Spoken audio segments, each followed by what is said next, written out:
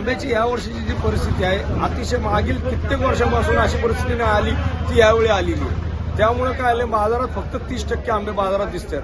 30% पहिले असं वाटलं होतं की यावर्षी आंबा भरपूर येणार, मोहर भरपूर आहे, परंतु अचानक बदललेल्या हवामानामुळे मागच्या महिन्यात संपूर्ण मोड गळून पडला व बरीचशी मोठ्या प्रमाणात कीड निर्माण झाली. त्यामुळे हा परिणाम एकदम घटून 30%वर आला. 30%वर आल्यानंतर आंब्याचे जे बाजार आहे दरवर्षीच्या पाडव्याच्या तुलनेत, बाबा गेल्या वर्षी जर बाजार तुलना घेतली आपण तर 4,000 ते 6,000 पेटीचा भाव होता, तो 4 ते 7 डझनाचा होता.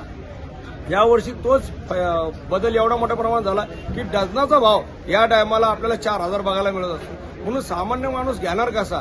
4,000 रुपये डझन म्हणलं तर प्रति नग एक आज 300 रुपयापासून 400 रुपयाला एक नग झालाय आणि एवढा महाग घ्यायचा म्हणजे अवघड झाली. आणि उद्या बरेचसे लोक पाडव्याच्या शुभ मुहूर्तावर दुकानदारी म्हणजे छोटे मोठे व्यवसाय करतात की घरगुती 2 महिन्याचा व्यवसाय करतात, हे लोक शुभारंभ करतात आणि यांना 10-5 पेटी घेऊन जायची असते. आज 10 पेटी जर घ्यायची म्हटली तर 15,000पासून पेटी जर घेतली आपण तर ती 1.5 लाख रुपये गुंतवणूक करायची. त्यामुळे ही व्यापारी थोडेसे पुढे व्यवसाय करण्यास मागं पुढे करत आहे.